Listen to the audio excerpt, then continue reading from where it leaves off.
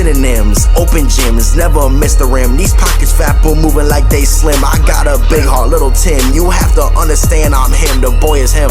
Yeah, the boy is him. I ain't traffic, way I'm moving, pushing whips just like a pimp, rock and roll life. Even bands cannot make me flip. Welcome to the fucking show, bro. Prodigy himself. Yes, sir. Oh my, I've been Big waiting for this. Griffa. Big Griffa. Hey, bro, how you been, bro? You had a good week? I've been amazing, bro. So I'm about to start my new job. I got a new job at Southwest, so I'm gonna be loading planes. Oh, Benefits. shit, okay. Benefits. You're working early as fuck, man? Yeah, but just after the show, go straight to work, right? Bro, that's fucking awesome, bro. I just met you out here when I moved out here, making music and doing your thing. Bro, has anybody ever told you you make Young Gravy music? I'll take that. That's a blessing. Young Gravy is a huge good thing to get compared to, but Absolutely. as long as I look like him when I get older.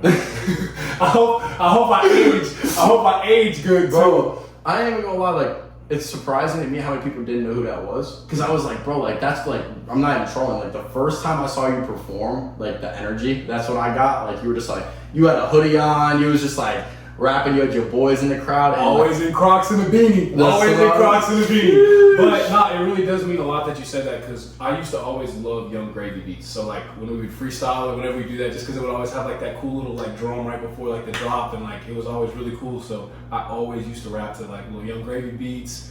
And then on a side note though, I will say it's crazy that like we got to like meet. Like we met at that like one show. Yeah. Like I was not expecting that, and then we locked in. It's the Hey. first time I've ever worn a hockey jersey. Look at this. I've ever worn, I don't even know whose name is on the back. Hey, that, you know what's crazy? That's my favorite player. I picked it out for a That's reason. that's Tavo Teravainen. He's the current player on the Hawks, and he was drafted to the Hawks, but he spent a couple years on Carolina, and then he got sent back. So to me, it's like a double meaning. One, my best fucking friend lives in North Carolina, and then my favorite player, and then my good friend in Chicago, his cousin is Teravainen's agent. Oh, no way. So And- there's an actual connection there. I was a Tavo fan before I met the kid I'm friends with.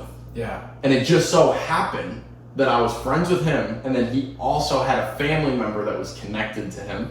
And then when he Small like, world. everything was like, A you know what small I'm world. saying? Like, I don't know, I feel like everything happens for a reason. Like you could speak like delusion for a while until delusion is a guided mission. Ooh. You Put know? that in your quotes list. So I I'm like that. saying, like I said it in a song. Like I said, would you rather have? God damn! I said, would you rather have a mission or would you rather have a vision? Something like that. I was like, this talent is something of an acquisition. Did you want to make that your decision or something like that? Oh, yeah. I said some shit like, I don't know what I said, but I said that shit. I said it. Go back and listen. I said it. I don't know what it was. I don't even remember what song that was, but I know I said that shit. But I knew I saw you looking a little side-eye when I picked this jersey and put it on. I didn't know I grabbed the favorite one. Nah, it ain't even, well, that's probably not my favorite jersey, but that's definitely my favorite player. Yeah, I've never worn a hockey jersey before, and I'm actually going to have to put one in my cart after this, because the next party we throw, I definitely will be in. They are warm though. Yeah. Yeah, like you gon' right now we got a fan blowing and Night party. we hopefully. live in Texas, my boy. Like it gets Yeah. gets warm out of here. I ain't gonna lie, I do feel that. How's work been for you, bro? dude. I'm over the fucking moon. Dude, I heard about the coaching stuff. That's so huge. Bro, I don't even want to talk about that until it happens. I'm kind of because that's like next. Everything that I said I was gonna do in the first week that I was in Texas, I thought was gonna take a month, and it took a week. Yeah. So it kind of like I was like, oh shit! Like I knew I wanted to work at a rink. I knew I wanted to get my money right and get out and get a new place. Yeah.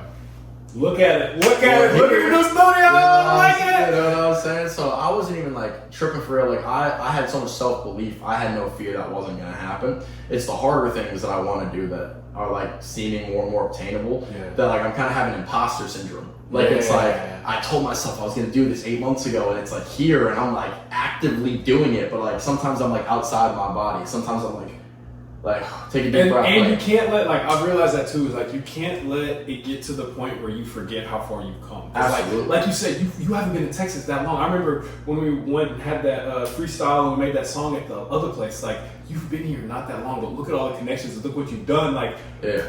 first podcast, 2,000 views, y'all better show my boy some love. He's actually doing this. But the fact that like you got your own brand, you've done everything, and like it's just so cool that like you came to this city. Because I will say, I say it all the time, Austin is like a city that's actually full of love. Like I agree. It's really cool how everyone is always down to support. Because I mean, think of the people you've met, and like Absolutely. it's only been like what, a month? I've been here for like literally 2 months. 2 months. Yeah. 2 months. Yeah. Oh, I saw you probably like. I moved here like January 4th. This is gonna be a huge year. Yeah. A huge year for the both of us. So I ain't never gonna stop. And I said this before, like, I'm my own worst critic in a lot of ways. And like, for me, it's like, I look at everything like a coach looks at it. Like, it's not necessarily like, that's not good enough. But it's like, you could be better. There's like little You know what I'm saying? And you gotta use that to your advantage though, because like, it will make all of the things that you release or that you do so much better. Yeah. Because I'm kind of the same way, like with YouTube videos, dude, I have to like watch it like 13 times at the very end to make sure every little thing is right and everything little thing like that. But that's what gets like your stuff to be just that little bit better than everybody else's. Well, what's so strange about me is like, I don't have perfectionist qualities, because if I did, there's so many things that I would have already done. Because like, it's not perfectionism. It's not. What it is it's like self-betterment. And it's just like, I have two fighting mentalities in my head. The first mentality is like, get it done. Yeah, that's the first mentality. Get it out there. Yeah. And like, that's from school. Like, it's like, oh, they're giving you work. Like, who gives a fuck if you get a 75 and 85 and 95? I'm not going to college. I'm going to graduate. Like, just get the work done. You're going to get it pretty close. You're not stupid. You're going to get the job done, right? There's that mentality, and that mentality hurts me a lot in a lot of places in life. And then there's this artist. Like, it's like, oh, like right now you have a sketch. Let's make it art. Yeah. You know? Yeah. And they can conflict with each other, because I'll make a good song that's 80% of the way done.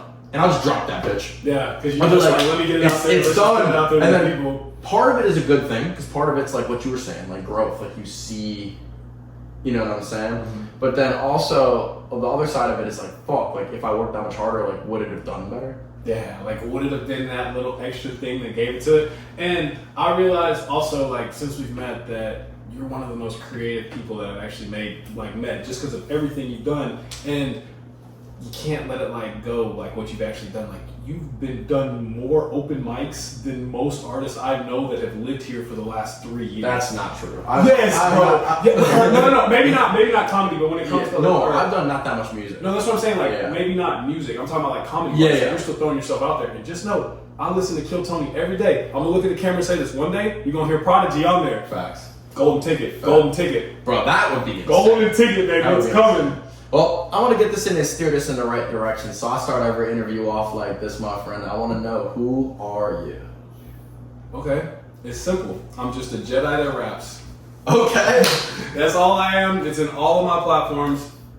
I'm just a Jedi that raps. I always loved Star Wars. I feel like that was the life I was supposed to live, but I'm here. So I'll always be a Jedi that just raps. I also have a business called The Balcony Boys, just a group of collective boys that are trying to just do what they want. We do charity events, we do music, we do social media content, all that good stuff. Balcony Boys on all platforms. Other than that, just a guy that makes music, man. And just to expand a little bit of that, I think that is the coolest shit I've seen since I've been out here. Yeah. That means a lot. I've noticed that everybody here, like, delusion's a good thing, but delusion also can kind of make you see the world in a different way, you know? Yeah. And like a lot of people that are very fixated on I do this, I do that, I do this, I do that at the highest level because they're trying to front to impress you. Yeah. That's like a really, really strange circle to be in. Yeah. For me, it's more like I want to show you what my people can do. Fuck me, like I'll let my actions speak for itself. I'm not gonna tell you how great I am. I'm not gonna be like, yo, I'm the greatest rapper ever. No, like because that's just kind of like nobody wants to hear that at the end of the day. Everybody I've met, like doing these open mics, doing comedy, they're like, oh my god, bro, I've been doing comedy for 17 years. I'm the fucking greatest comedian ever. Like anybody that tells you differently, like fuck that guy. I'm like, and then I'm like, hey man, get home safe. Yeah, have a good night, like do your thing. And like yo shit, like bro, you literally just love music. I can tell. Bro, it's the coolest thing in this world is music, because no matter if you live in America or if you live anywhere else in the world, like you can relate to music. Like I can put on Rather Be by Clean Bandit right now, and both of us will sit here and bop our heads, but like also we've lived completely different lives, and it's so cool to like see people be able to like relate or vibe off of music. And I just don't think that there's enough like real genuine music nowadays, because everybody that makes music is kind of like trying to be like, oh, I'm the coolest. Oh, I got the hardest lyric. I got the biggest gun. Like, I got the baddest bitch. Like, but like, there's not enough music to just like, let's just have fun. Like, let's Absolutely. just live life. Like, at the end of the day, it doesn't matter about money as long as your bills are paid. Like, that's the way I see it. As long as my bills are paid, I'm good. But there's no point in me going to flash a gun or flash the nicest car. So I'm just trying to live, and it's kind of hard to like. I'm similar. The only thing for me is like I'm trying to take the next step. I'm trying to pay my family's bills. Like that's what I'm at. Like you're right. Bills are all that matter. Get the bills paid. But I'm worried about more than just mine. Like I've lived a very fucking lucky life, man. I've gotten a lot of things that a lot of people didn't have the opportunity to have. Facts. And I've been given. Bro, I could have been born blind and deaf. Instead, I'm 6'3", athletic, well-spoken. Like, I got all these gifts that most people just will never have. Same way with me, and all I do is I say it's all glory to God. Absolutely. Like, at the end of the day, like you said, I mean, it could be anything. Any time, all your blessings can go away, and it sucks that not a lot of people are grateful for their blessings or they see their blessings. Like, every day you wake up is a blessing at the end of the day. Absolutely. Because you don't have to wake up and, like, dude, you can always take it away. One of my favorite quotes I've ever heard, I'm paraphrasing a little bit, but there was a version of a Bible quote that a preacher talked about. And they said, one cannot experience gratitude and angst at the same time.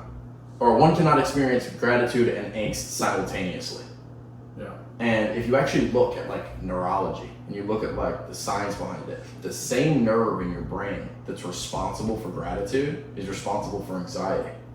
So whilst you're feeling gratuitous, you can't also feel anxiety. Oh shit! Yeah, no, okay, yeah. So like, it's like a proven scientific fact. That's cool. Isn't that sick? I would have never thought. And also, like, I mean, kind of going off of like what you kind of said is I try to always live my life with like a Bible verse. My mom always told me growing up. It's Matthew 23:12, and it says that those who exalt themselves will always be humbled, but those who humble themselves will always be exalted.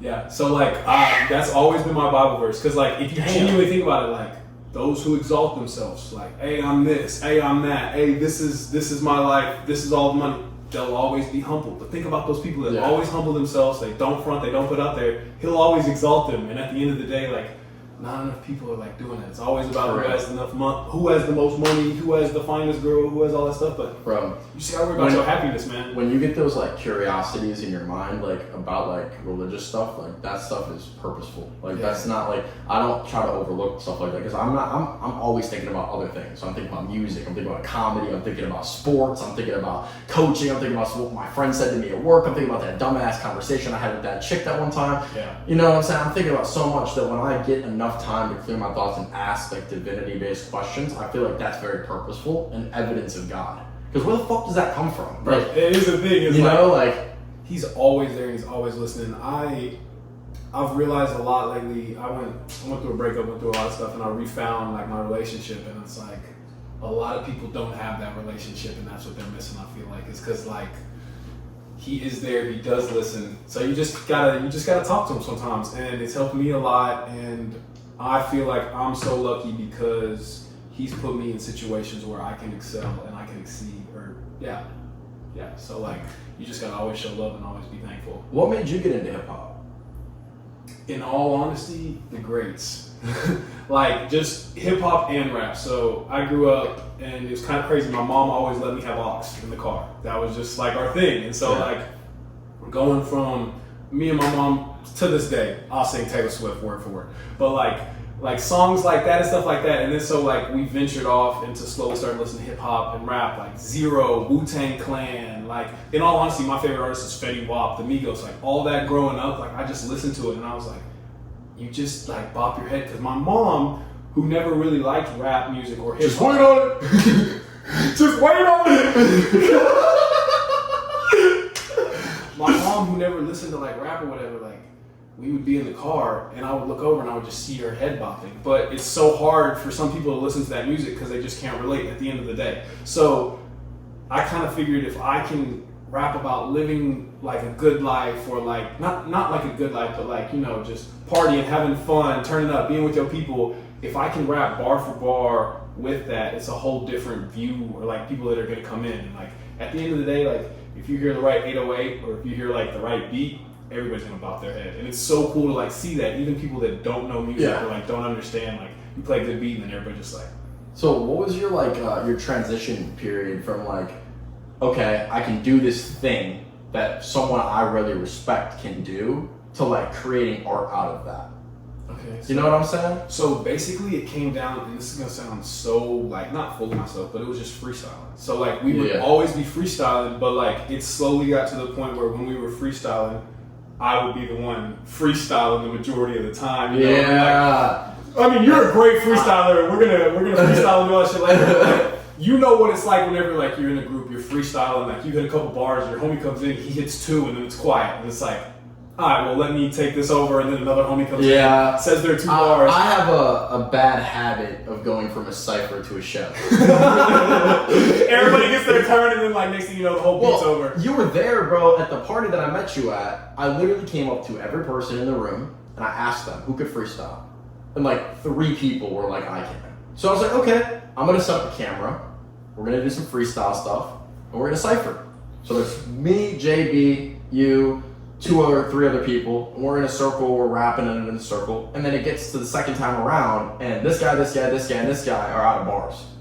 So, do you want me to just end the video? Yeah. The beat's still going. What do you do? Because there's still, you know, 1 minute and 43 seconds left on the beat, and you can't just let it hang. Then I'm making impressions. So, this is my first time in Austin. So, people come up to me, and they're like, who the fuck are you? Because people aren't used to a good freestyle. It sucks, but I'll say it. A lot of the stuff in the industry is pre-recorded, pre-written. Like, there's not a lot of genuine freestyle artists, and the ones that can do it are so talented that they just don't get enough love. They need to get love. So whenever I saw him kill it, I was even like, okay, yeah, this guy's got him something. But just like always being in the circle and always like not carrying it, but you know what I'm saying? Like the beat, the majority is just me rapping. And then I met. His name's Tyler. He used to be one of my old friend's roommates, and he just had a setup in his room, and we would just go, you know, have a couple drinks, smoke a couple days, like just vibe. And then like the music that we were releasing was like, oh, okay, like this actually kind of sounds good. And then just from then, it was just people being like, hey, like when's the next song coming out? Or, like, so what y'all doing? So how long you been rapping for? Give or take, probably 3 years, maybe going on 4. 3 years. Yeah. Bro, I've been rapping for like 7 years now. That's like, I think it does a very good job of managing my autism. You know what I'm saying? I'll back that up. I'll feel that. Hell like, yes. I got so much shit to say in a conversation, and if you let me, I'll go. I can talk all day. Me too. All day. So if I could get off that rap, like if I get that dirty bars out of my mind, then I can be like, okay, let's listen to what my friend has to say really quick. You know, like, slow it down. I got what I got to say. Let's go back. Yeah, and like a lot of freestyling is there's 3 layers I look at it as. One is what's gonna impress these people, right? Are they looking for something that's like really skilled and like lyrical, or are they looking for something that's gonna make them laugh? Or are they looking at something that's gonna make them go, you know, like what are they looking for? You that's the first thing. The crowd too. So then there's therapy. Like it's like literally getting negative thoughts out of your mind that might get a positive reaction from other people. So it's helping you. Yeah. And then there's the third, which is just like top of the world, like you're feeling your shit. Like that's what flow state is. When you hit that flow state, like, you're just like eyes closed, just going crazy. I feel good about me. Yeah. Fuck everybody else. You know what I'm saying? This is me, right? Yeah. And that is the one you feel at the times where you never could get it on camera. That shit pisses me the fuck off. No. I'm in the shower, I'm in the car. Somebody will send you a beat, or you just hear something off the side, and it's like you go crazy, and then it's like, I say it all the time with my social media company, bro. The cameras are never rolling at the right time. There's been so many times where like someone will fall in the water, someone will trip and fall, someone will do that, someone will kill a freestyle, and like you look up, everybody's enjoying the moment. It's like, dang, I gotta respect it, but just imagine. That makes me so mad. I'll say this, like, I don't know if you do this or not, but if you don't, I would highly recommend it as someone that freestyles a lot.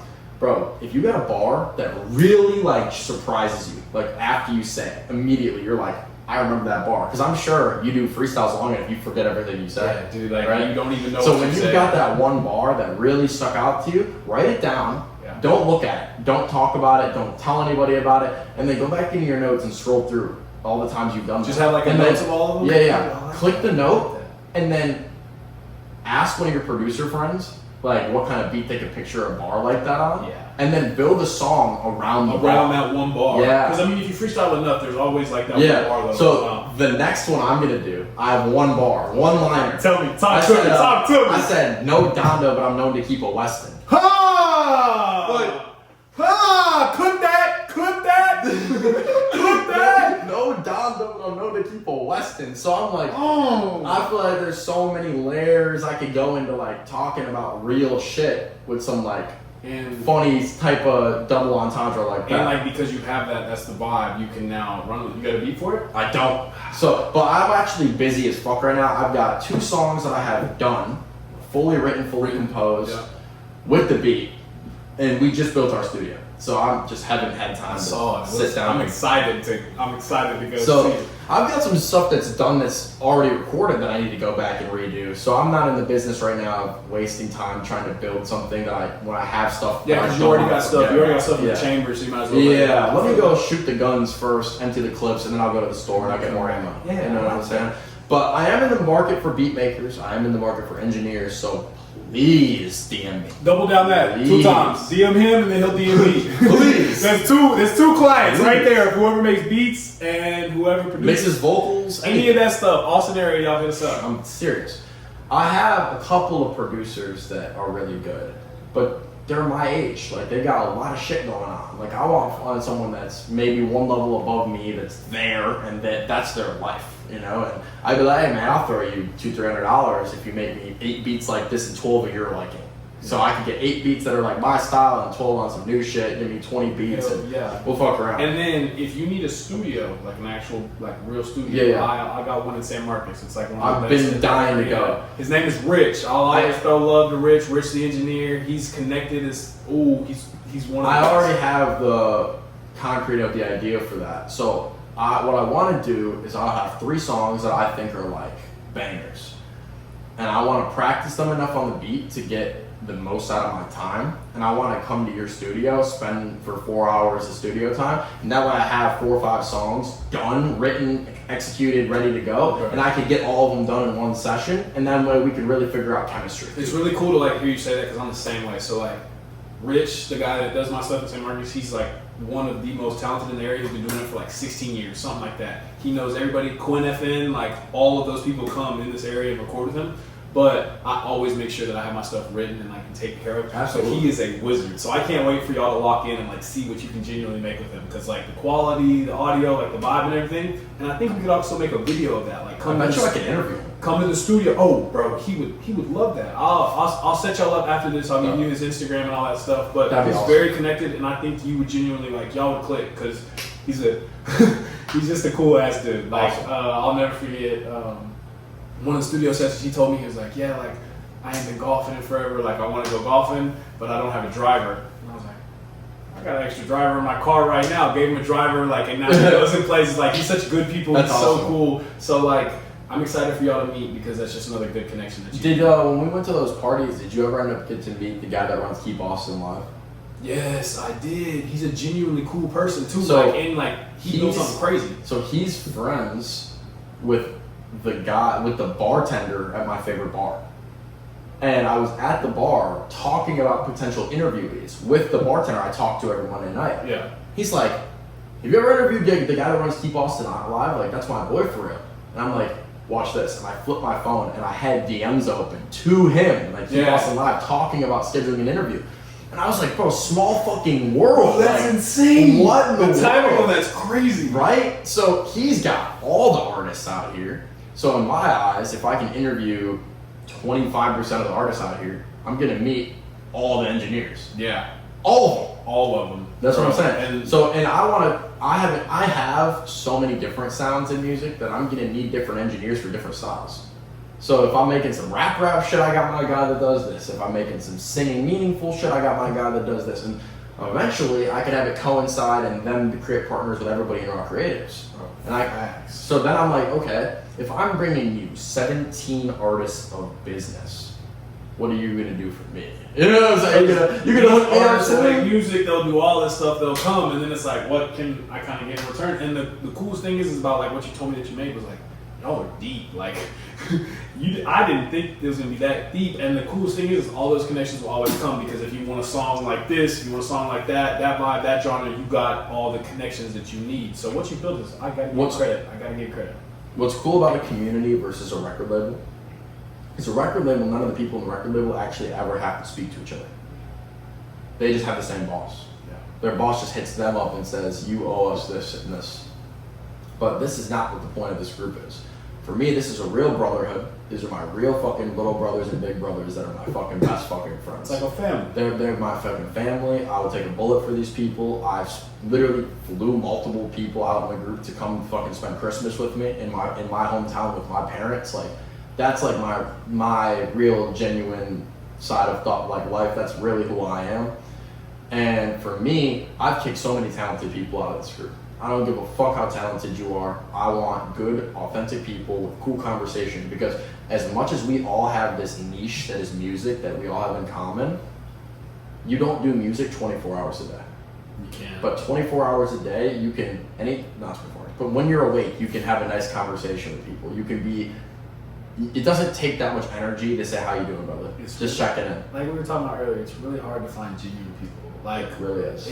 It sucks, but at the end of the day, the majority of people will only do stuff if it benefits themselves. And that just sucks, but that's just how it is. But the coolest thing is those people that you removed out of that group, it made your group better. I agree. Like, you know what I'm saying? At the end of the day, it sucks. It always sucks taking that Band-Aid off, but sometimes you got to. I'm gonna drop a Nick Weevil bar, which you will end up meeting today.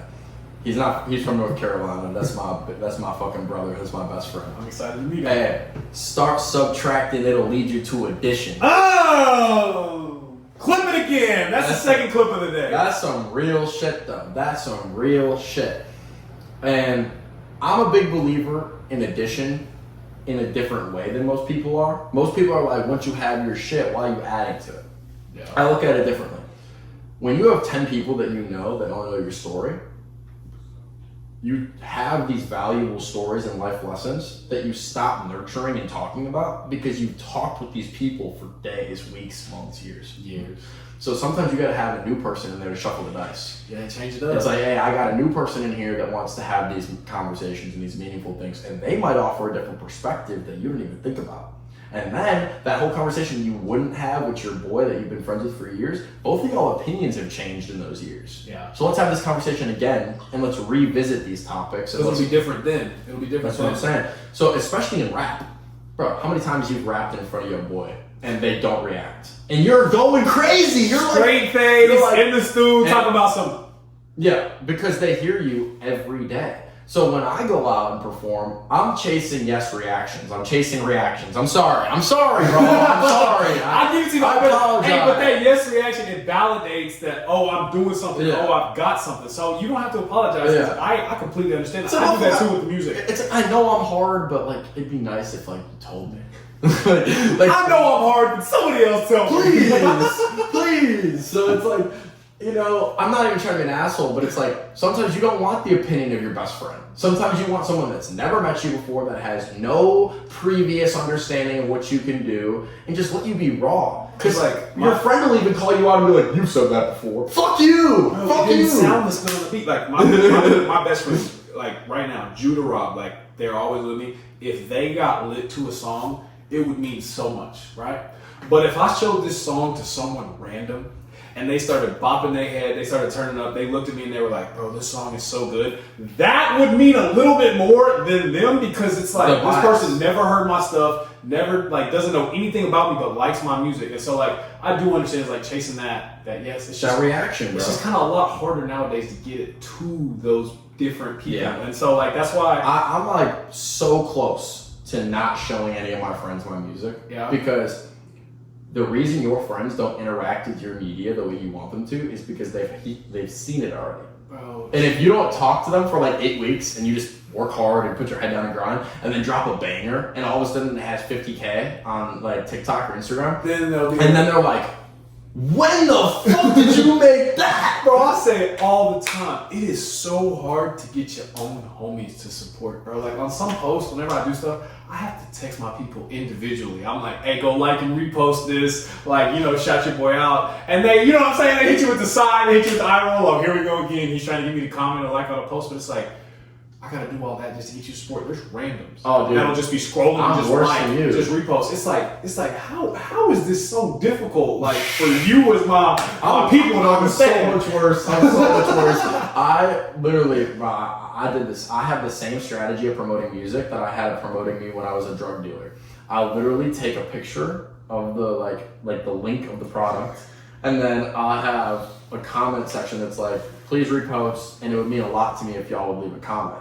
And everybody knows it's a mass text then because it's like a y'all. And then I send the text. That y'all. I copy the link of the text and send it to everybody on text message, everybody on Snapchat, and then I post it on Instagram and then send it shared to everybody on Instagram. So either way, they're gonna get like 3 notifications. I gotta get on. Dude, I'm telling you, it like. Bro, it takes one person that's like some bad bitch that has 50K to repost your shit just because she was in a good mood that day, and then all of a sudden your shit's way higher than it would have been. Bro, I'll never forget. Sketch, you know Sketch? Yeah. He came and floated in San Marcos one time, and one of my people was there, and we took a picture of him floating like with the person, right?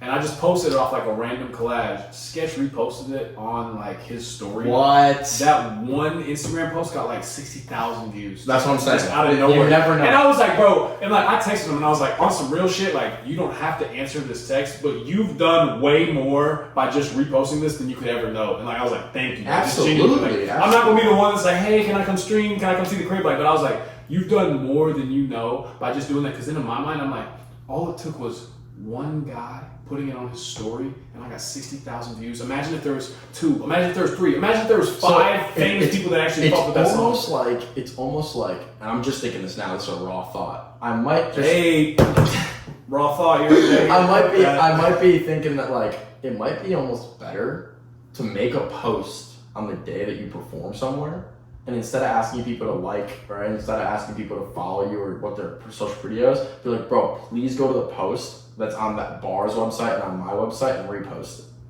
Because that one post will probably do more than just like a follow or like whatever, because they are putting that all out. And a lot of the time, if they're already there, they're gonna click follow anyway.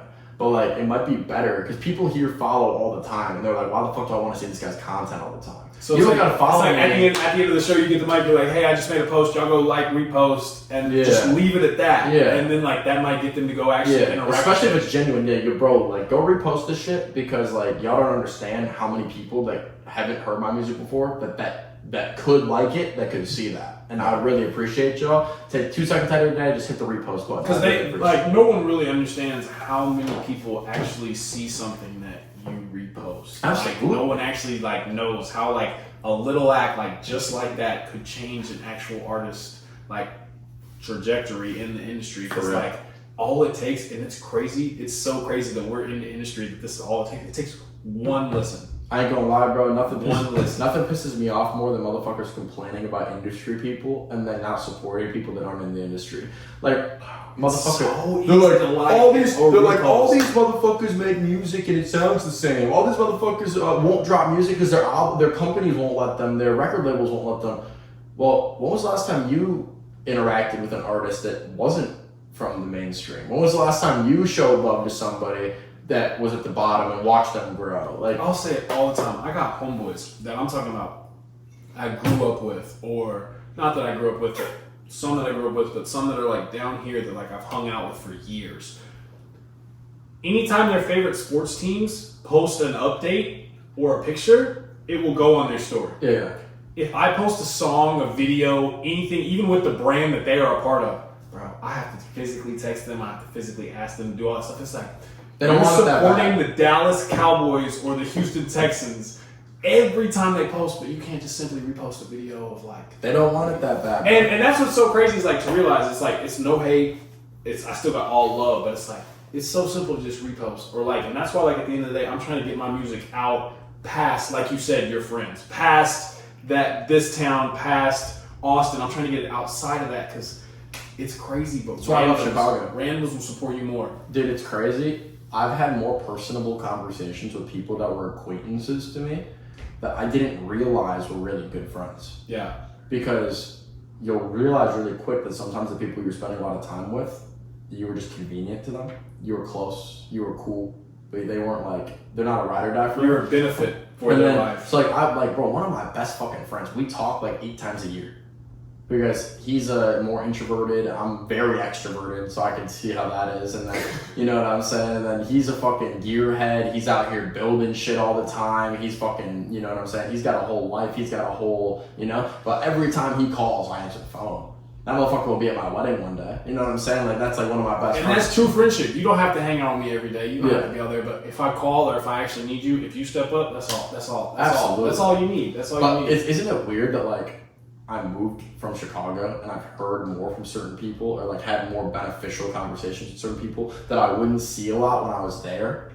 And then like there's people that like I see every day that I don't hear from at all. It's like it puts into perspective because it's like maybe I was just blind to it. Maybe it was convenient. Maybe it was just I was always. Maybe I was benefiting them more than I was benefiting.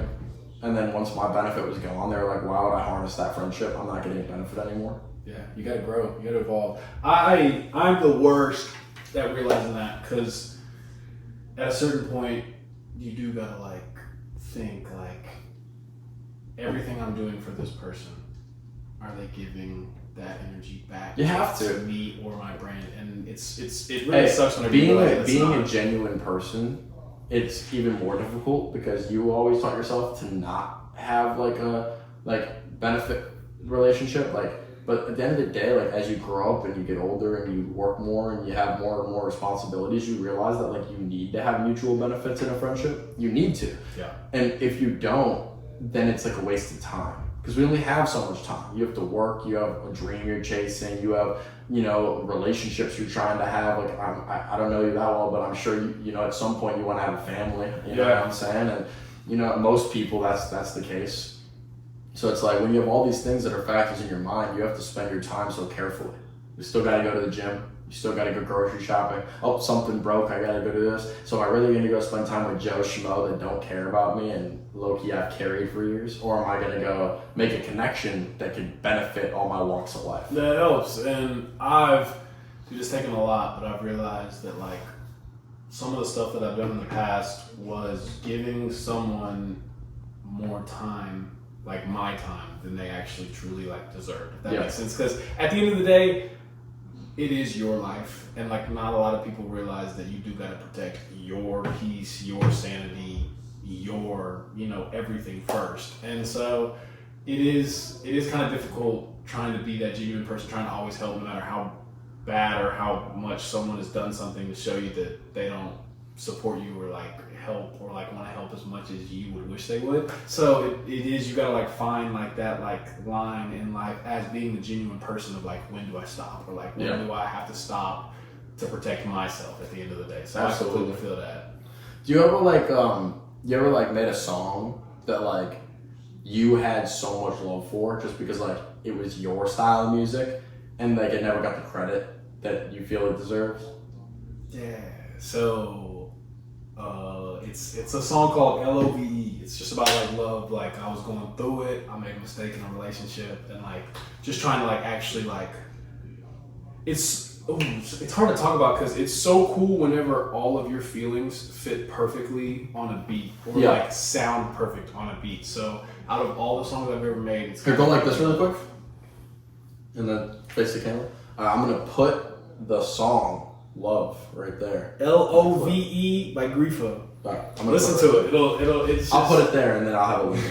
It's just about like, it's just like L to the O to the V to the E. I don't want another person, like you my person, like, and it actually kind of like explains about it. But I released it on an album, so it wasn't ever like a single. And I just listen to that song a lot because like it just talks about like true feelings. And like I told you earlier, whenever an artist can get on a beat or on a flow and actually make whoever's listening feel that emotion or feel the same way, like nothing's better than that. Like, I couldn't agree more. I can't tell you how many times you probably heard a song and you're like, damn, I'm in that same position as Drake, or damn, I'm in that same position as, whoever it is. And it's like, that's the coolest part is when it's like, he's guy's a millionaire, this guy's living his life, but I can relate right on to this. I think that's Drake's best attribute. His best attribute is to be able to take every emotion and paint a picture with it. Like, not necessarily, like, too many artists are like, 'cause I'm happy, you know? Instead of actually being like, smiles filled, cheered, bro, and sitting around a fire telling stories. Like, you could paint a picture of an emotion. You don't need to tell me you're happy, sad, angry. Yeah, you could just, you know? And like a lot of times on Drake's songs or people's songs that you can relate, they're telling you their side of the story, and as the listener, you can sit there and live the story through them, so you feel it. So like you're feeling that pain, you're feeling that hurt. Yeah. Like you could take like, so like I have a good example of that. Like, one thing I was trying to make a song that was like a party style song, but I didn't want to say the word party in the whole song. Yeah. So I was talking about like rich lifestyle. Yeah. So I was like, Grey Goose bottles that I took on a plane. Oh my God, how quick life changed. Yeah. John on my wrist, I fuck with Dane. Hey. Like, you know what I'm saying? Like, and like, you can see the vision of what I'm hoping the future can look like. Like, it's like, if I'm wilding out, I want to be on some, fuck it, let's go do some crazy shit. Like, one day we get there, we're going to go crazy because we're there. Yeah. So, yeah. But right now, I'm the least partying motherfucker you'll meet. The only time I'll party is an excuse to get away from people. like, you know what I'm saying? Like, I'm not, like, I don't like doing that shit. I like to be on my own time, and I'm a gamer. I'm trying to edit my videos in peace. But that's a good thing. Stay in the house. Don't go out spend your money. But guess what? I just moved here. I know nobody. Yeah. So at the same time, I kind of need to get out of my comfort zone. I need to go and fucking talk shit to people and hit on some girls and do this. Come to San Marcos. The Balcony Boys always got something going on down there. I'm always going to make some time for everybody. Well, now that I'm not at Domino's anymore, I can go out at night because I'm not working till 2 in the fucking morning. Yeah. So we got events going.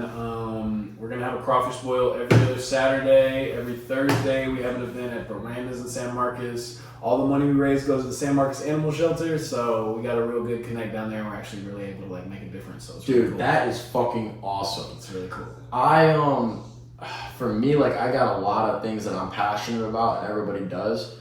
For me, like, specifically, I really want to do like coaching at like for like different, like, either underprivileged and then also like special needs kids. Being able to give that's always been a passion to me. Like, I did tutoring with like special needs kids at the school my mom used to work at. I did tutoring, and I was teaching language. Hell yeah. So like, I was doing stuff like that. So that's always been something that's like deep inside me. But I have an obsession with sports. So I don't ever want to be in a place where I'm doing something good that feels like I'm not at the best of my capabilities. Yeah. You know, I don't ever want to feel like I'm doing something beautiful and be like, oh, why am I here? Yeah. I want to do something that's like, I'm giving back and it's good, but I also enjoy myself here. Yeah. I feel good doing it. It's something that I'm knowledgeable about, and I'm benefiting everybody in the circle. Yeah, so that's the coolest thing about like also like what we're doing too is like we're having events at the bars, and then the bars are giving a percentage of their profit to the animal shelter. So it's like, at the end of the day, you're going to already be out drinking. You're going to already be out partying. Why not just come over here, support a good cause, let's have some fun, and then it's good promotion all around. That's awesome. So like, it's actually really crazy because the money that we donate to the animal shelter, they're able to transfer the animals from that shelter to another place so they don't get euthanized or killed. So we're actually able to like help the community, save animals' lives, and give people like the ability to adopt dogs and have that, or cats, and have that in their home. So it's really cool. It's really cool. Yeah, that's fucking amazing. I like that a lot. A lot of people are in position to give back, and they don't give back, and I always want the brand to be known as something that's trying to better the community, whatever community we're in. And you gotta live by that. What would you say like your biggest strengths are in music? In music, I think my biggest strength, honestly, is being able to be related to. So like, at the end of the day, I don't got no gun, I don't got no nice car, I drive a 2025 Toyota Corolla, you know what I'm saying? You ain't got a gun yet? You just gotta go to 7-Eleven and buy a pack of cigarettes and give you one for free. In this country, right? I ain't got no gun, I ain't got no nothing. I'm trying to live a good life, I smoke, I have fun, and like I feel like that is my biggest attribute because I'm not trying to fake nothing. I'm not trying to be something I'm not. And a lot of people are nowadays, and so hopefully people can just see like the real. Like, my dad told me before I moved out here that in the first week I get here I should get pulled over, and when they ask if I have any weapons in the vehicle, tell them no, and then they'll give you a free one. They got him in the back of the cop car. They handed him out. Only in Texas though. Only in Texas though. And like, I didn't even go lie. Like, there's got to be a little bit of truth to that. I can see it. Dude, I was walking around 6th Street on Monday night, and I was talking to this guy that's going to be on the show later this week, hopefully. And he's a guitar player. He does live shows, writes all his own music. Like, he's really cool. Hell yeah. And I was like, I just did a comedy bit, so I was in like a comedy mood, and I was like trying to come up with some shit. Goofy messing with And people. I was like, hey, everybody talks about Austin, Texas's homeless problem, but what they don't talk about is their fake homeless problem. These motherfuckers clock in and make $1 a minute. Right. They just put some dirt and put a while I'm walking, shirt on and go ass. While I'm walking, we're having this joke, we're laughing about it, whatever. There was a cop, and I was like, yo, bro, what's your name? And he's like, yo, I don't remember his name, but he was like, whatever my name is. I shook his hand, and I'm like, yo, bro, have you ever dealt with fake homeless people out here? Like, thinking he's either like, what the fuck are you talking? Bro, literally, without missing a beat, he goes, all the fucking time. Like, he's like, I catch people, like, getting in their car and leaving that were like, bro, they're playing on people's generosity, bro. It's bro, insane. that's fucked. And they're getting away with it. Imagine you see a homeless person, give them 20, then you see It's people like, put that 20 into a new car. Are we kidding me? It's like, hey man, why the fuck y'all out here giving $20 to homeless people on the side of the street that could be working that are probably not homeless? And you won't give me $1? Motherfucker, I'm trying to entertain y'all. Like, please. Subscribe to the channel. You won't get repost on my post. Right here to this channel. Show my boy some love. To show everybody love. My boy, like, subscribe, comment. We need it. It's like, you won't hit repost. But to give Jabroni Jill on the side of the store corner with her 3 dogs that she bought for $500 each, you'll give her money on the side of the street? She invested in the wrong roof. Oh, I'll never forget. And I just gotta shout this out because I think it was so cool. My mom, she always felt bad for like dogs or like, you know what I'm saying, the animals with people. So she always kept dog treats in her car, and she would give the homeless people dog treats or like, you know, like little snacks for the dogs, and they would always look upset or mad because they expected money. Is that not insane? Like, anyways, I feel bad for the dog. The dog doesn't need to be there. The dog didn't do nothing. I couldn't agree more. I think that's just fucking bullshit. I always talk about that because sometimes, like, I have problems with this, bro. I have problems with, like, feeling bad for capable people. Yeah. Like, if you are in a fucking, like, if you're a retired military veteran and, like, you have a fucked up story and, like, there's some shit that happened to you, all my empathy goes to you. I'm so sorry. Hey, bro, I'll even buy you some food, bro. Here you Mad go, respect for the veterans. But I am never, ever in my life going to be that guy that's like, I feel so bad for your situation when I look at the numbers and I look at the actions and I'm like, you worked no hours and you made poor financial decisions and you did stupid shit, you committed crimes. Like, why the fuck? Like, obviously you're fucking gonna get to a bad spot. Yeah, and at the end of the day, everybody gotta work. Everybody's gotta work, so. You gotta do something. Bro, Joey Diaz said it best. Like, how long do you like those people that do nothing? It's like, you gotta do something. They don't play checkers, they don't do drugs. Like, it's like, you gotta do something. I like a lot of people that answer it. Like, wake up, start the day, and do something. You gotta do something. All you gotta bro. do, even something. just get up, take one step in front of the other. That's all you gotta do, just start. So I asked someone this the other day. I'm curious if what your answer would be. Like, Oh Lord, he's smiling. So, he's smiling while he's asking the question. Oh Lord. So, nah, it ain't a while. But so for me, like, I'm a very like when I watch like shows or like movies, I can't watch a show unless there's like part of my personality that identifies with a character. You know what I'm saying? You got like something relatable to that. You got like a character or something that you're like, yo, that motherfucker like kind of reminds me. Modern Family. Yeah. Phil. Really? Yeah. That's Phil or Dude. Michael Scott from The Office. That's me. Like, Dude, Phil, I can see that. Like he is really, cool as fuck. I really feel like a goofy. Like I play with Legos. Good guy. I play with Legos. I'm on the game. I edit all the time. I'm a dork. Like I read. Like that's me. Like Phil, and I literally. Dude, you're a Jedi that raps. I told my roommate the other day, I was like, anybody in TV is my favorite character. It's Phil, because I could literally see myself growing up and being like that. Goofy, like that person. Dude, for me, like, you ever watch Suits? Yes. Bro, I'm Mike Ross is me if I never started smoking weed. If you kept the clean route and went the lawyer way. Yeah, because like. Well, I mean, Mike Ross didn't even keep it clean. He ain't going the lawyer way. But I'm saying like once he gets like right, you know what I'm saying? Like, and like you see the character development, because his whole thing is like he cares too much about things that he shouldn't care about. Yeah. Like that's kind of like his whole thing, and like also like he's funny as fuck and he's arrogant. Yeah. But he's so smart that it's okay that he's arrogant. Smart as fuck to make the best out of any That's situation. the thing though, his arrogance is necessary. Yeah. Like, and there's times where his arrogance gets him in trouble, but it's necessary. Yeah. You know what I'm saying? Like, he needs it. So that's how I feel a lot of the time. And like, I see like bits and pieces, like you ever watch How I Met Your Mother? Hell yeah. So like, you know how like Barney's like wilding all the time? Yeah. But like, there's parts of Barney's character that I would never do, but there's parts of Barney's character where I'm like, that is fucking hilarious. I said the same thing the other day. Like, I'll go out like on a late night drunk and I'll see some guy like in the corner, like acting all like afraid of women, like kind of like, you know, like just like being creepy. Foot on the wall, standing in the back, arms crossed. I'd be like, that's me. I'd be like, I'll be like, yo, dog, let me teach you how to live. Have you played? Have you met the jester in the corner? Have you met my boy Prodigy? Dude, for real. And like, dude, I've met friends like that. Like, I've just been like, yo, bro, like, you met my boy. And then like, 10 minutes into the conversation, I'll be like, you want to hear something funny? And she'll be like, what's up? I met him 5 minutes ago. He just happened to be cool people. He was over there and we took shots and then we came over He just happened to be cool people. And then she's like, what? Like, you do that? I'm like, well, you talked to me. You didn't know me either. What's the difference? And then she's like, well, that's a good point. You will meet some of the best people you've ever met.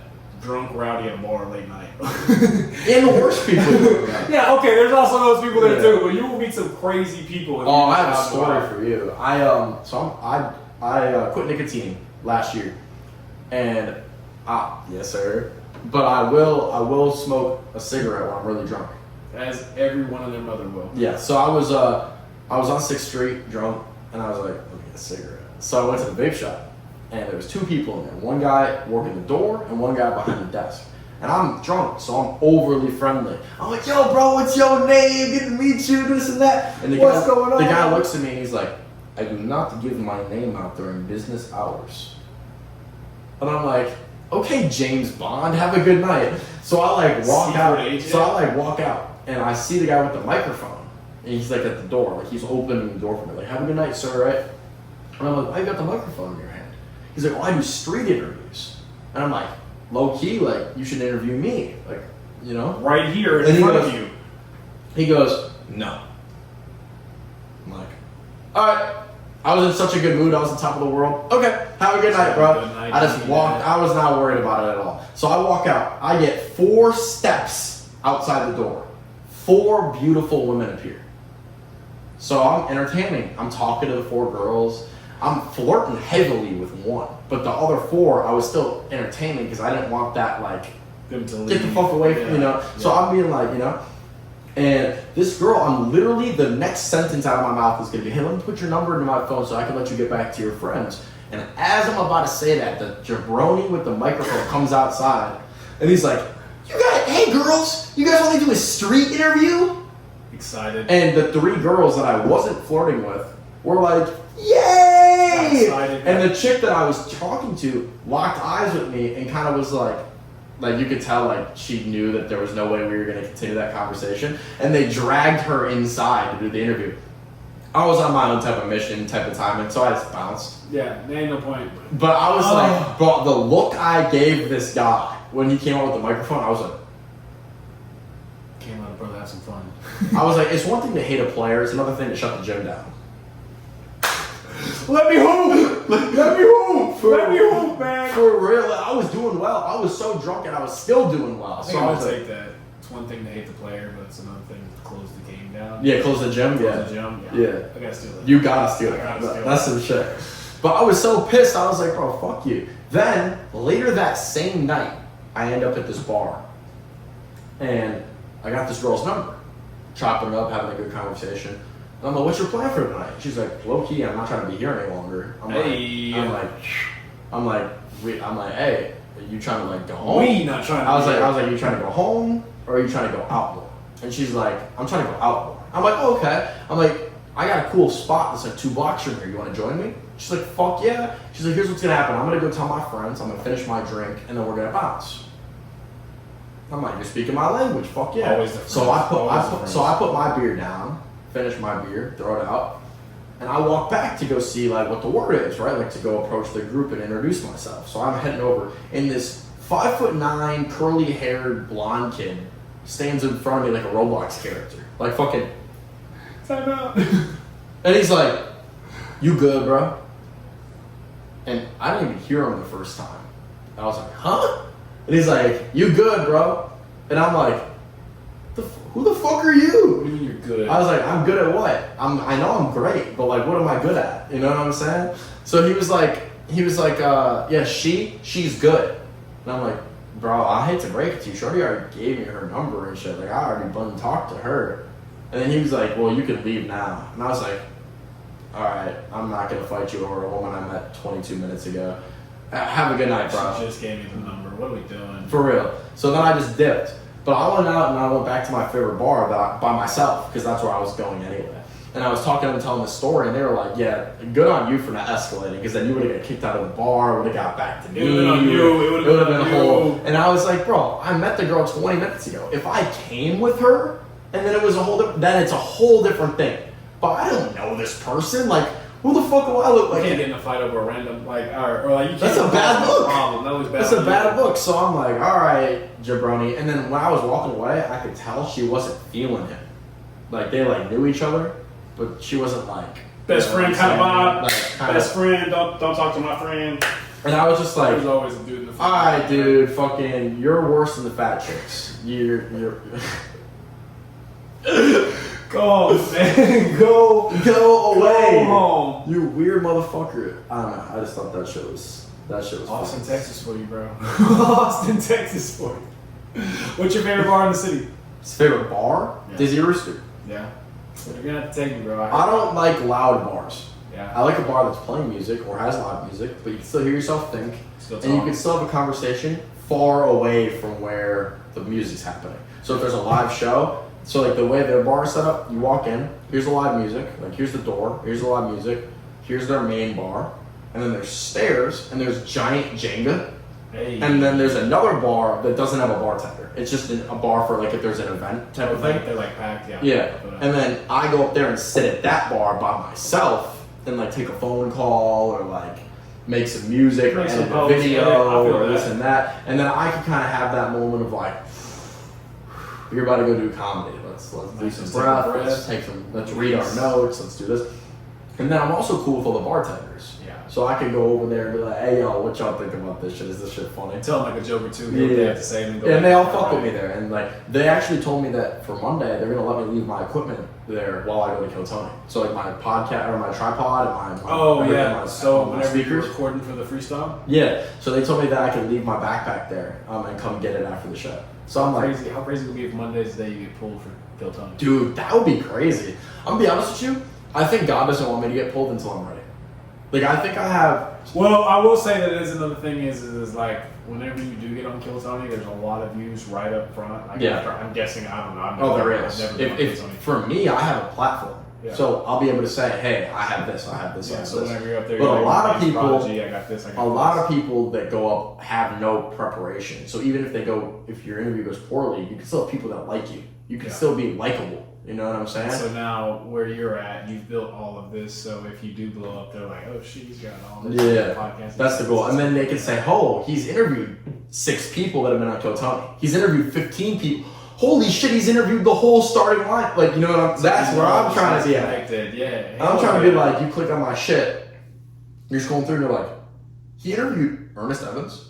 He interviewed Offender. Like, holy shit, these people have been regulars on the show for years. This is damn near How the the fuck did final. he, how the fuck, and then you're looking at my subscriber count, you're like 70 subscribers. How the fuck does he know those people? off of a couple of videos. That's what I'm saying. So it looked So- really cool. That's what I'm trying to be. And then I feel like if I got pulled right when I got here, it would have been a waste because I didn't have everything set up yet. Yeah. So I feel like God has a plan. When my shit is right and it's like thriving and like Yeah. I have a little notoriety, then it's like, okay, well, let's see how my comedy's doing. Yeah, Let's hey, see. he always does got a plan. And so, do you have like your set like already ready, like for whenever Dude, you do get to go on, or you just gonna wing I it? thought I did, and then it turns out that set is trash. And then the new set I worked on is really good, and I have a couple that are really good that I kind of been stringing together in 5-minute sets. And because how many sets only 1 minute? Yeah, because I was about to say like I have your five. minute ready. I have like 5 1-minute bits that I'm doing as a 5-minute set, and I need to figure out which one of them is like the best. I want to know, like, have you ever had like a negative interaction with anybody, like doing music on stage? I mean, I've had people like boo or like leave, but at the end of the day, I always pride myself of like if I see someone that's like not bop, because I mean, you know it as an artist, like you're sitting up there rapping, like you're looking at everyone in the crowd because subconsciously you're like, are they bopping their head, are they dancing? So like I always like really try to pride myself on if I'm looking out in the crowd and I see someone like not shaking their, or like they're shaking their head, they're not liking it, I will look for the one person that is like bopping their head or like actually enjoying it, and that's all I need. Like, okay, you just need that likes the music. Well, so we were talking about earlier, that reaction validation. Literally, because like it's at the end of the day, there could be a whole crowd of randoms that are like, fuck this guy sucks, boo. But if I look and I see one person just, he's vibing, then that's what I need. That's all that matters. But I don't really have a lot of bad interactions. I think the coolest thing in the world is whenever you're performing and you can see someone like, oh shit, and they pull their phone out. Like that flashlight, that picture, or whatever, like that feeling alone will be 30 people not liking my song. Because it's like, you really fuck with this music. I'm not gonna lie, like, do you ever find yourself wishing you had haters? Like, oh, I got haters. Like, I don't have haters yet.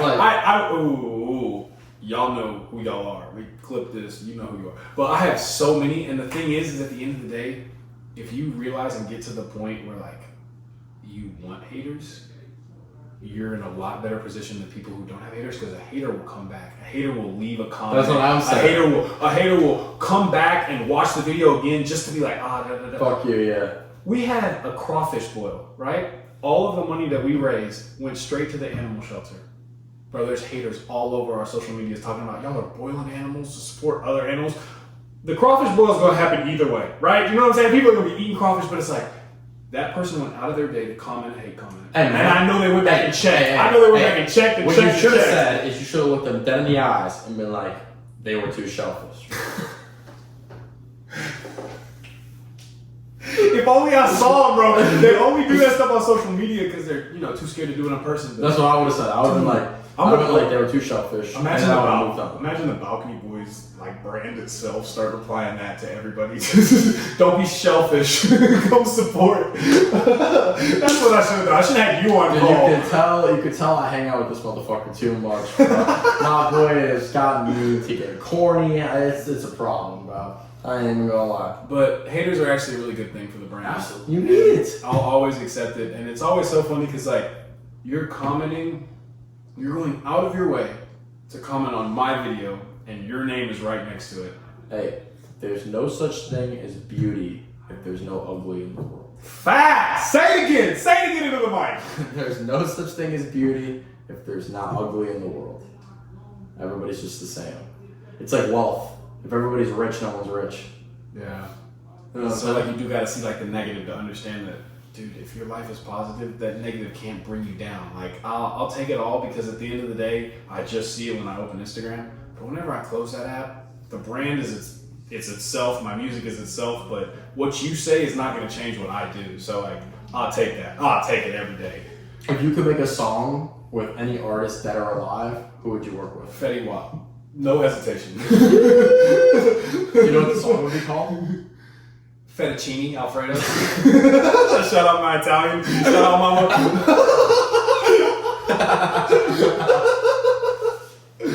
But any artist alive, it's Fetty Wap. Any artist that has passed away, it's Takeoff. Because I was a huge Migos fan.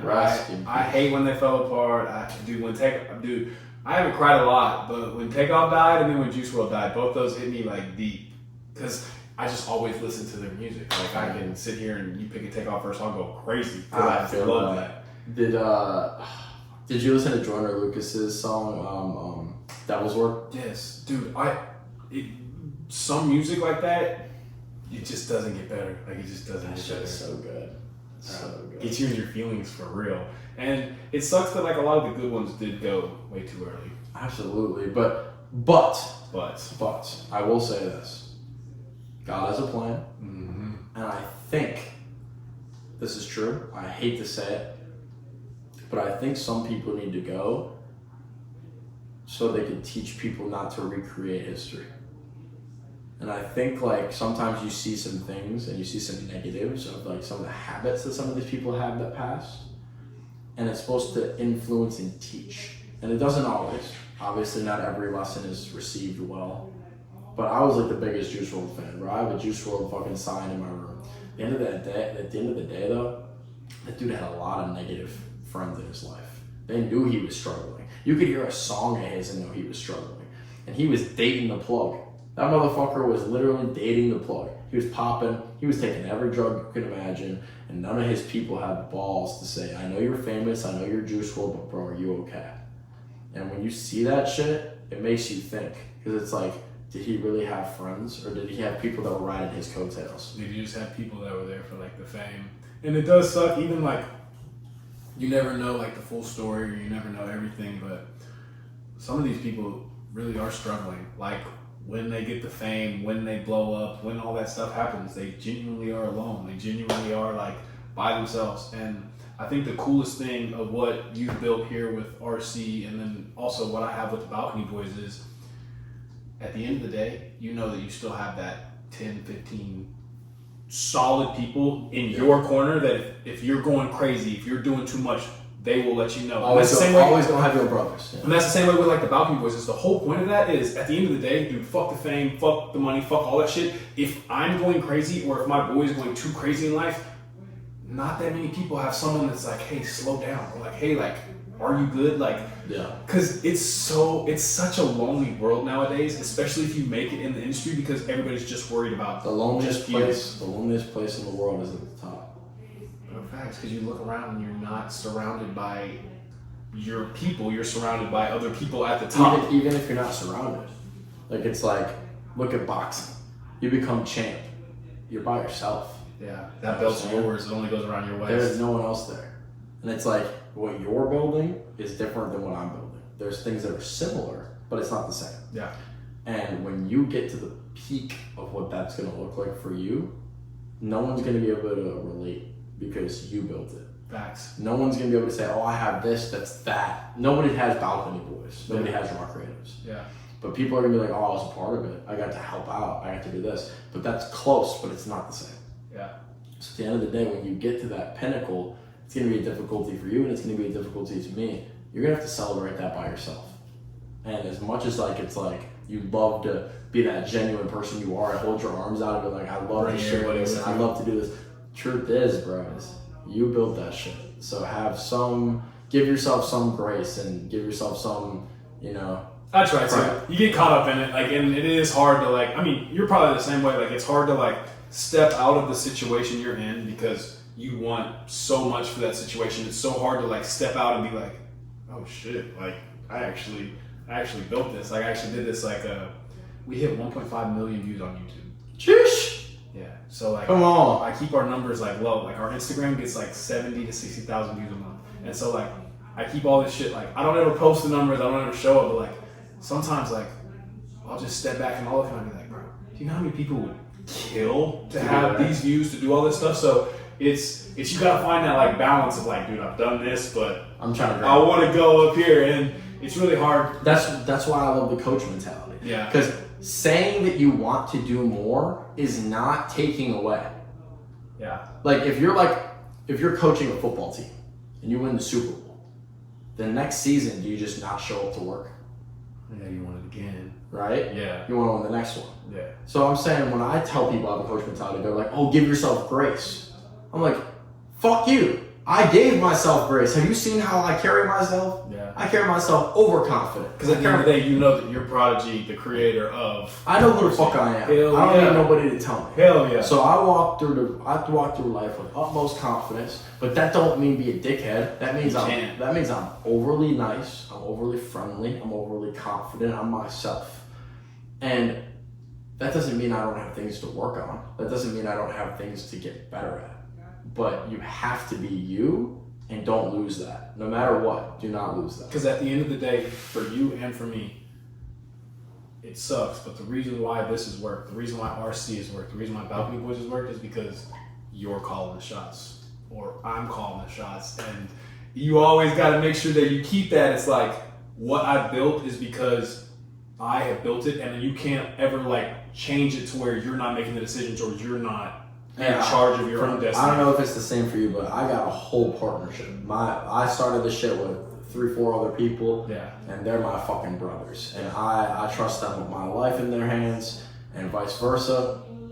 And we built this shit all around the same time. We've been making music probably a little bit different amounts of times, but those are my fucking people. And the way I run shit, I'm not a fucking dictator. I'm a fucking, you know what I'm saying? Yeah. Like we govern, we make things the right way. We have social hierarchy, and we do what we're supposed to do. But I want to take some time for some self-promo. I want to talk to you about what your favorite songs are that you have, and where the audience can find you. Okay. So, my name is Griffa. I make artists, like I said earlier. I'm just a Jedi that raps. I make artists. You heard that? I make artists. You do make artists, though. I have. Make artists. We put some artists out there. But I make music. I'm just a Jedi that raps. It's Griffa, Grifa. I'm on all platforms. Balcony Boys is the brand. We're on all platforms. Look at that logo. But my favorite song is probably September High. It's a remix. Everybody knows September, Earth, Wind, and Fire. So I got a remix of that. The reason why it's my favorite is because the guy that got me into actually recording music, so his name is Tyler. Shout out T, I know that boy. We used to be good friends in college, and then he had the setup, and so I would always go over there. We'd always make music. We'd freestyle, make some music. Everybody like you don't show, but you just have it. And then we made September High, and it was the first time that I put on my socials. I was like, y'all listen, got an upcoming album, got all this stuff coming. But because the sample was so popular and the beat sounded so good, it people actually started interacting with the music. So I was getting some texts like, the sample's crazy, the song's so cool, all this stuff, and then hearing that from randoms or hearing that from your peers or people being like, you can actually make music, it sounds good. Ever since then, just that song gave me what a backhanded compliment. Yeah. You can actually make music. Yeah, it's like you thought I couldn't? You thought I was just making Is it because I like you, fucking bitch? Is that what it is? Anyway. Bro, it's always so funny. I know you feel the same feeling. As soon as you get the mic and you're in front of a crowd, there's doubt. There's always doubt as soon as you get the mic. I don't know why. I feel like, you know what I think it is? I feel like every person of color has had some experience in their life where a white guy just grabbed the mic and said the N-word. Or something something wild. He went up there and just did just bad or whatever, but no, he didn't even do music. Yeah. He just went up there just said some foul. Yeah. And then I feel like there's a lot of times people assume that's what I'm gonna do, and I'm like, I literally told you I make music. Why would you assume that I'm gonna come here and waste your time? If you don't like the music, that's fine, but don't assume it's not gonna be a song. What? Yeah. So it always is so cool to actually I'm telling you, that's the best part of music is whenever you're actually rapping your shit and you see people genuinely actually like the music, and nothing will beat that feeling in the world. To this day, you don't know this, but you, AB, who else? Everybody that was there whenever I was performing, I looked up. You had your camera out. AB had his camera out. Everybody was actually genuinely fucking with me. I saw you bopping your head. That's the reason why we're so close, is because you just heard that music and you didn't. I saw that energy. You didn't care, and then right after that, you went up there and performed "The Chase," one of my favorite songs. I downloaded it as he was performing it, listening to it on the way home. It's so cool, feeling that. You don't know this either. "The Chase" is the intro song to this podcast. Hey, shout it out, dude! I heard him perform it live with JB. It was the cool. JB was the other person there. It was the coolest thing in the world. They went up there, smooth, cool song, rapped, actually showed emotions. I felt the song, and ever since then, that shit is good. Dude, we play it right now. Lately, I've been. Ooh, that's such a good song. I was doing it on the way home, but it's actually really cool to find someone that shares the same passion and you and JB, y'all boys are talented. Well, I got one more question for you before we get out of here. I'm with it. And I ask everybody this to close every interview. Okay. What effects do you want to have on the people that watch you, and who do you want to be remembered as? Not just as an artist, but also as a man. Okay, so the effect that I want to have on people that watch me or the Balcony Boys is, why not you be the change? So whatever it is, whatever you want to do, whether it's you start your own business, you go donate, you go help the community, why not it be you? Like, at the end of the day, everyone always gives you reasons why it can't be you, but why not it be you? And then for me specifically, I just want to be remembered as a Jedi that raps. That's all. Just a goofy, God-fearing man, family first, that just raps. Have you seen, like, you know how, like, the Joker, when he shoots his gun, it's like the bang? Yeah. I'm gonna give you a lightsaber, but instead of like a lightsaber beam coming out, it's just gonna play lyrics. So every time I have one thing to go into battle, you just hear Griffa. You don't even see the lightsaber, you just hear Griffa. All it says is, it's Griffa! It's Griffa! But yeah, I don't know. It's just always like a fun-loving, God-fearing man. Family first, friends second. At the end of the day, life sucks, but life doesn't suck as much as you're surrounded by good people. So just surround yourself by good people, man. Well, I thank you so much for your time today, bro. It was fucking awesome. I'll never miss a Prodigy podcast ever. Whenever you need anything, let me know. Hey, and you'll be back in the future. But you damn right I will be. In a different hockey jersey. I'm gonna go through his closet and find another one. It's fucking awesome. Thing is, we don't fuck up, we just pause, admire all flaws, and your bitch bad. I'm really liking the look of her jaws, and I'm really got a hole for applause. I said I'm really bleeding out here, I ain't even no gauze. You seeing what I did, I'm leaving the Nas. Now you hit it 3 beats pound like you was Jaws. Now I'm sorry, I don't even need for the pole. Playing with the gang, now I'm really panting for Poe. It's really going fast, I ain't never go slow. I cannot fuck no average bitch, I can't fuck on no hoe. It's off the brain, now I'm really finna pass it to bro. I said we here, just some twins, just some young CEOs. Okay, look, yeah, you know it's grief and I'm not better than the rest. But one thing I do is always sleep up on my fucking chest. Cause nobody can come from behind, cause I'm always on my grind. And one thing I always do is always keep rap on my mind. Look, left, dance with grief. I said left, please don't beef. I said left, it'll always be me. I said left, with my boy Prodigy. I said right twice, but that don't mean I'm really doubling. Tell with your shot it kinda bad, she from doubling. Hitting all night, afterwards you know we cuddling. I'm sorry for the burst of your bubbling. Okay, liquor sipping, I've had enough of that.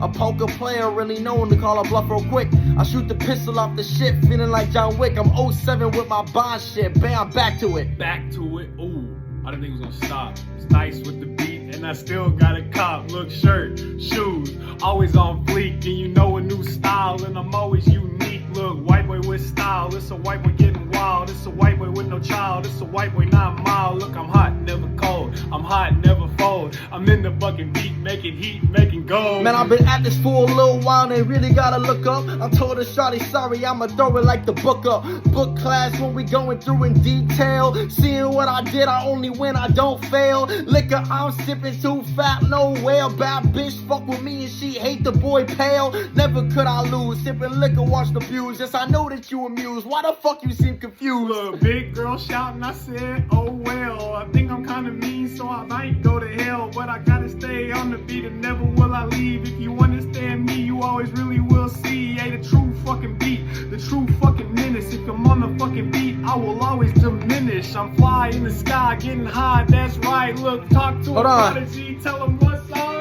Chips in the middle for my brother fucking Dale. Seeing what I did in the gym eating kale. Understand I'm sorry now, soda weed wholesale. Seeing what I did but ain't gonna see this pole fail. I'm really cold, no winner. Your bitch I give her. Good dick I'ma give her. Understand she's a good listener. Diamonds on the neck, yes you can watch the boy glisten. My name is Travis, shake hands, I've been on a mission. On the beat, and you know I'm kinda worthy. The first time ever being in a hockey jersey. My boy drew me out. We finna scream and shout. If you know Balcony Boys and RC know what we about. In a hockey jersey, I ain't never wore one in my life. RC, Balcony Boys to the top, baby, don't forget. Shout out J. Cole.